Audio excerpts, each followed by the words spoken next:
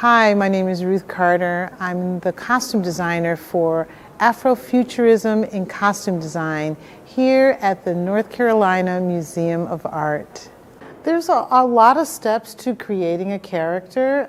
You really do need to know the time the character lived, the place the character lived in, the socioeconomics of the area around the character, and once you know those basic elements, you're on the right path to finding textures that tell that story, finding colors that tell that story, and then you have to do a deep dive into the research. And the research is really where the magic comes to life, because you can see what kinds of which is kind of buttons and buckles and headpieces and all kinds of things that people did, the nuances of what makes characters come to life. Balancing the appeal to a modern eye for costume design when you are creating a time of the past or a period piece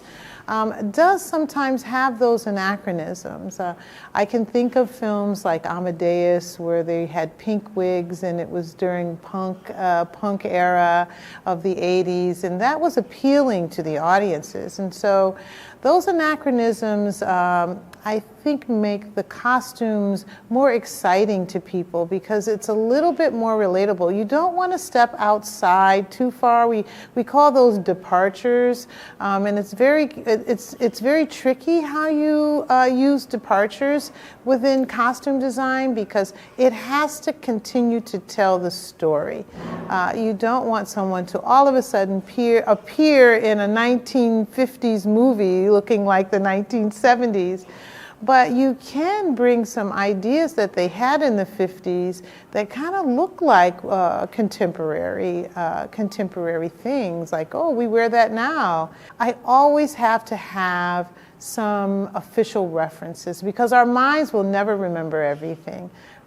We'll be excited about a lot of things, but we won't remember the kind of detail that we need to explore when we're doing costume design. For something like Malcolm X, we had Gordon Parks. For something like Thurgood Marshall, we had Teenie Harris.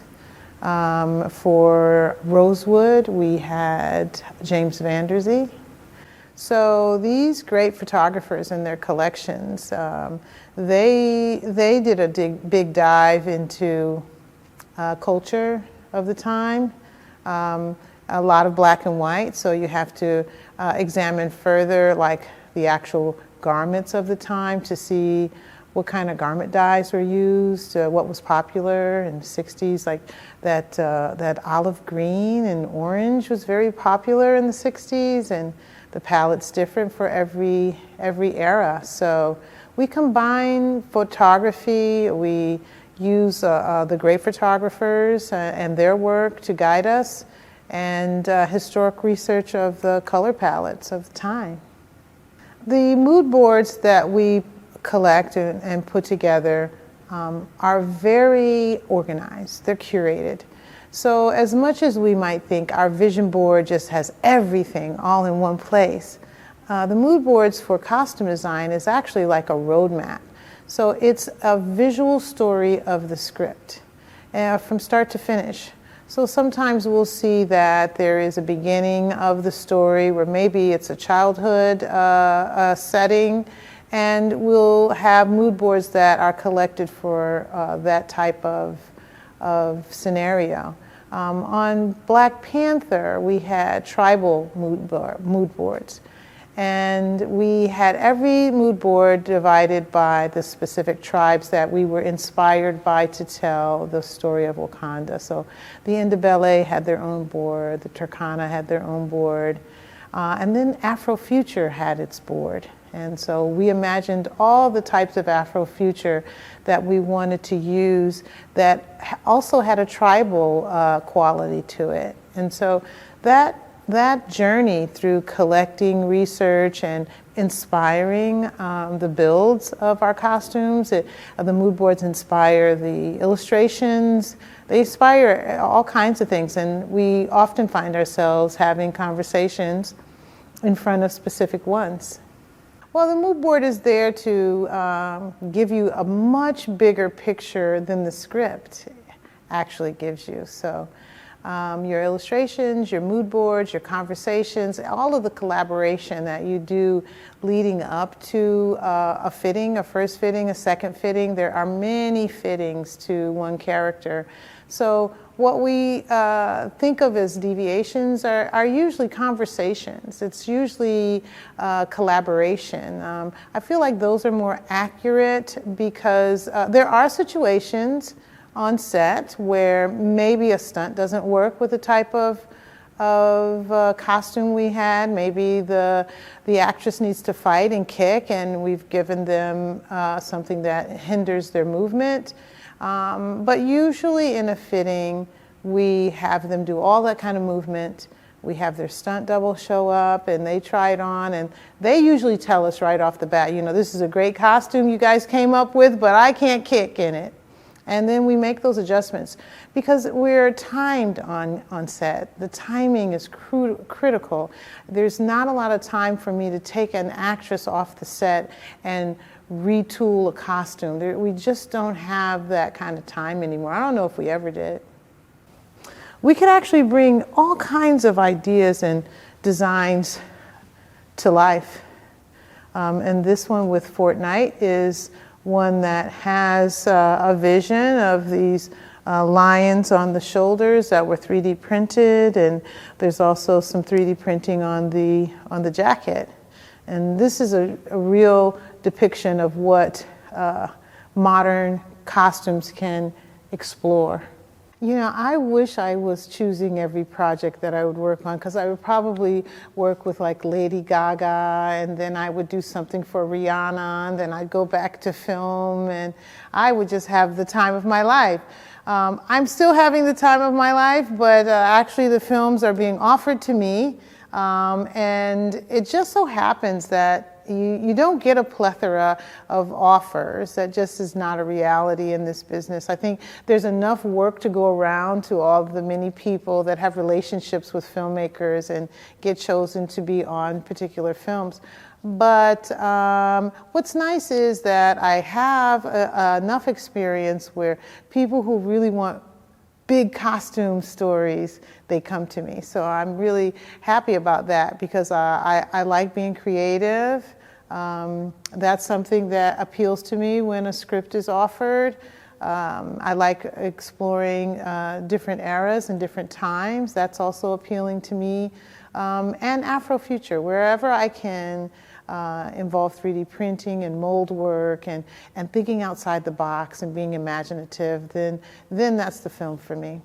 I'm very excited about sustainable fabrics, sustainable wear, because you know the retail industry is a huge waste of in landfills, and so now people are leaning into sustainable fibers, and so I'm really interested in maybe like doing a whole film with sustainable fabrics, but it's still an area that I have to explore a little bit more so I know everything that's available to me. Costume design is a collaborative medium. You do work with a director, a cinematographer, a casting director. You work with a production designer. You work with props, hair and makeup. And you actually do create a film family. Whether it's the first time you've worked together before, you know how important it is that artistically you get on the same page, that you start having lots of conversations about, you know, what kinds of things we can bring to the table. You use your imagination with this group of people, and they use their imagination with you, and you form this bond.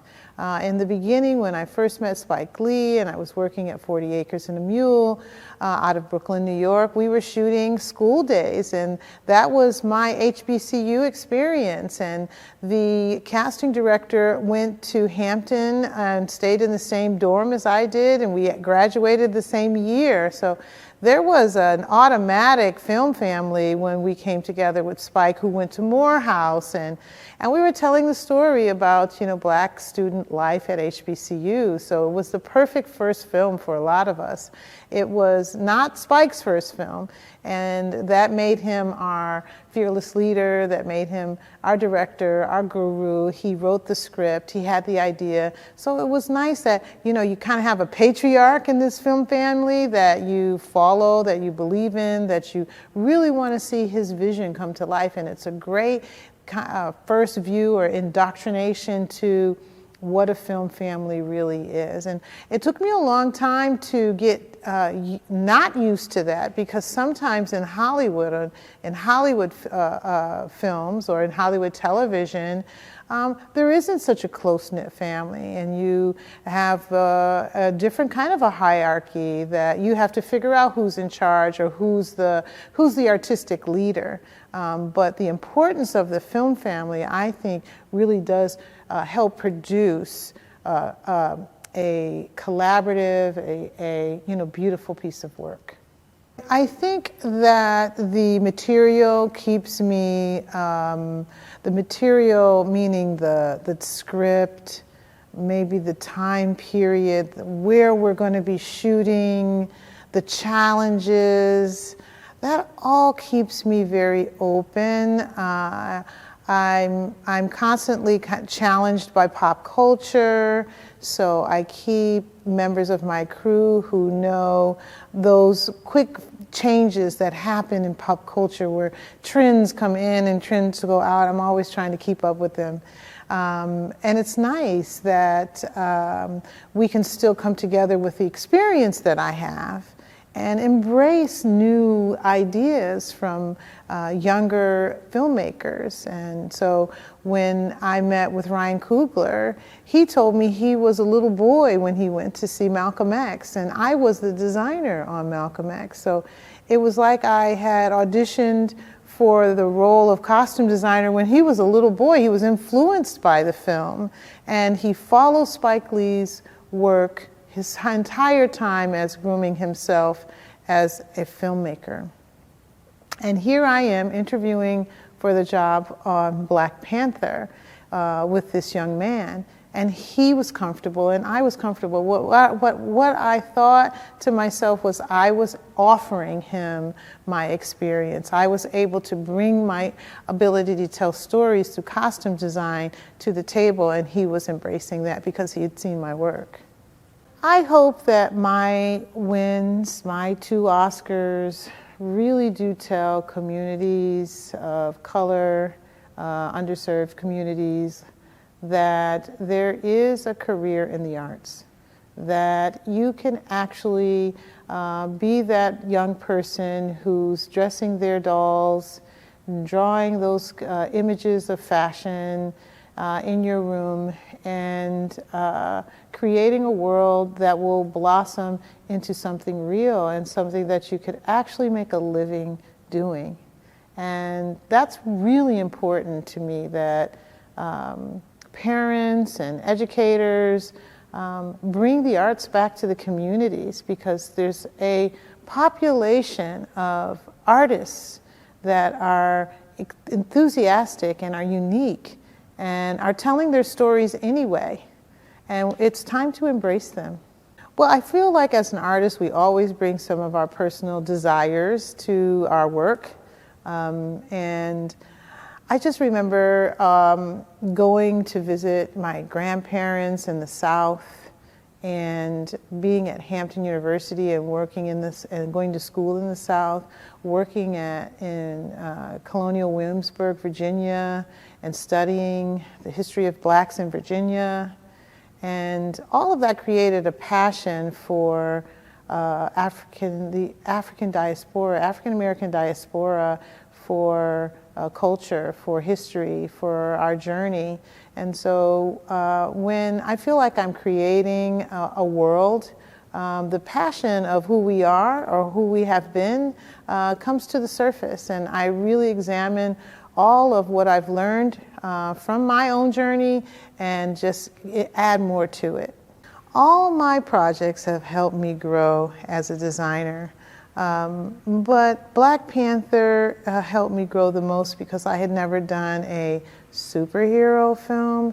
I had done superhero films like Malcolm X and Tina Turner and showing those lives, building worlds. I had done that, but I had never gone through the process of building a super suit.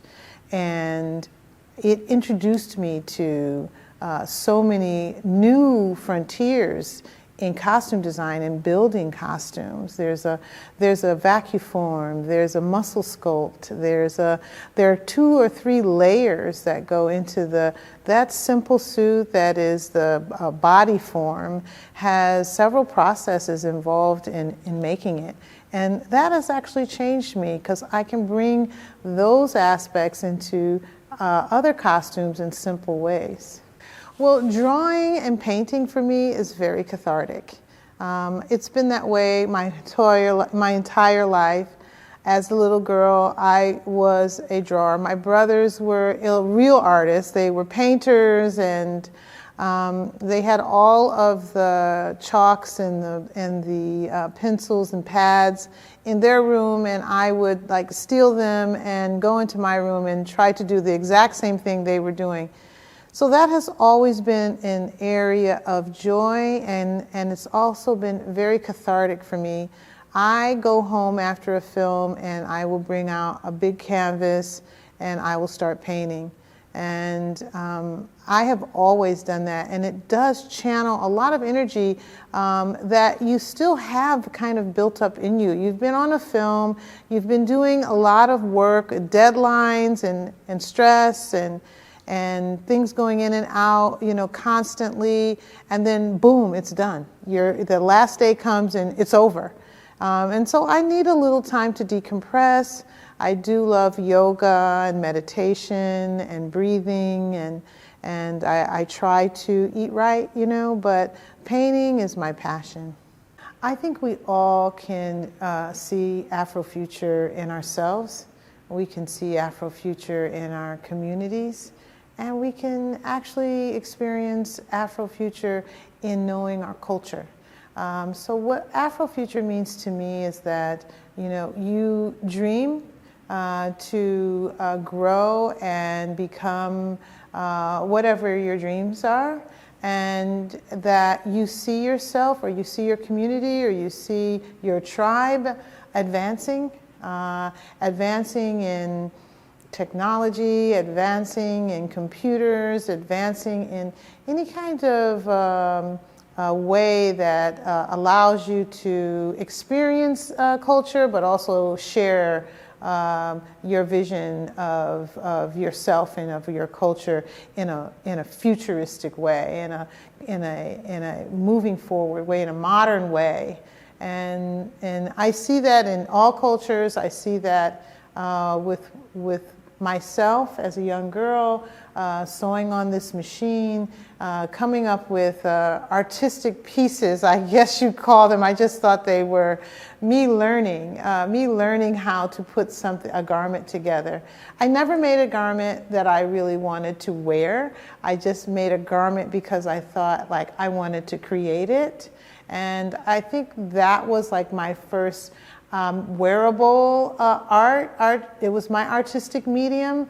And then as I went on to school, this became a way of me channeling my artistic abilities in plays and theater projects. And so Afrofuture for me kind of developed. It developed. And I think we're living it all the time because we're still on sewing machines like this. But we're also using AI, and we're using laser cutting, and we're using digital printing. And so this is just the portal to the future.